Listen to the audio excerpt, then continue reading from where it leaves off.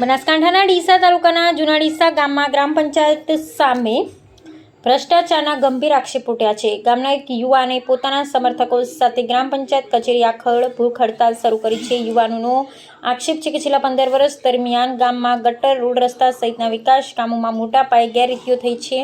સરકારી ગ્રાન્ટનો યોગ્ય ઉપયોગ થયો નથી। વિકાસના નામે કરોડો રૂપિયાની ગ્રાન્ટ કાગળ પર ખર્ચાઈ હોવાનું, સ્થળ પર કામો ન થયા હોવાનો આક્ષેપ કરી તમામ કામોનો હિસાબ જાહેર કરવા તેમજ જવાબદારો સામે કાર્યવાહી કરવાની માંગ ઉઠાવવામાં આવી છે। ડીસાના જૂના ડીસા ગામમાં ગ્રામ પંચાયત સામે લોકોનો રોષ હવે ખુલ્લેઆમ સામે આવી રહ્યો છે। ગામના યુવાને પોતાના સમર્થકો સાથે ગ્રામ પંચાયત કચેરી આગળ ભૂખ હડતાલ શરૂ કરી છે। આંદોલનકારીઓનો આક્ષેપ છે કે છેલ્લા 15 વર્ષ દરમિયાન ગામમાં થયેલા ગટર, રોડ, રસ્તા અને અન્ય વિકાસ કામોમાં વ્યાપક ભ્રષ્ટાચાર થયો છે। સરકારી ગ્રાન્ટનો ખર્ચ માત્ર કાગળ ઉપર દર્શાવવામાં આવ્યો છે, જ્યારે અનેક કામો સ્થળ પર દેખાતા જ નથી।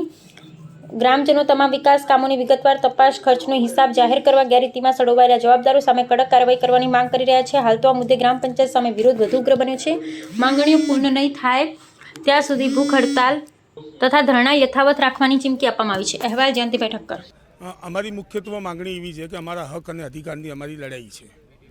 છેલ્લા 15 વર્ષનો અમારે ગામનો જે સરકારી ગ્રાન્ટો આવી છે તે ફક્ત અમને શંકા છે કે કાગળ ઉપર બતાવવામાં આવી છે, સ્થળ ઉપર કશું કોઈ ગ્રાન્ટ વાપરવામાં આવી નથી। અમારી મુખ્ય માંગ એક જ છે કે અધિકારી વહીવટીતંત્ર બનાસકાંઠા આવી અને જે અમારી જે આ પારદર્શક વહીવટ બતાવે લોકોને અને એનો હિસાબ આપે અમને। આ અમારી મુખ્ય માંગ છે। ત્યાં સુધી અમે ભૂખ હડતાલ ઉપર બેસી રહીશું। અહીંયા જ્યાં સુધી અમારી માંગ નહીં સંતોષાય ત્યાં સુધી અમે અહીંયા અડગ રહીશું અને મક્કમ રીતે રહીશું।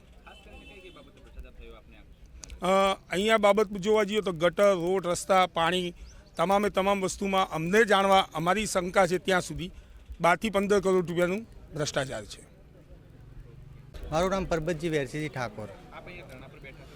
હા, હું ધરણા ઉપર બેઠો છું કે અમારે જૂના ડીસામાં છેલ્લા 15 વર્ષથી જે પણ કામ થયા છે એ ફક્ત કાગળ ઉપર જ થયા છે, કોઈ જગ્યા ઉપર કામ થયા નથી। અને આ કામ જો થયા હોય તો વહીવટતંત્ર આવી અને અમને બતાવે અને આનો હિસાબ અમારે ગામ સમક્ષ રજૂ કરે, એ અમારી માંગ છે। માંગણી નહીં સંતોષાય તો અમે ધરણા ઉપર બેઠા જ છીએ। જ્યાં સુધી અમને સંતોષકારક ન્યાય નહીં મળે ત્યાં સુધી અમે ધરણા ઉપર જ રહેવાના છીએ।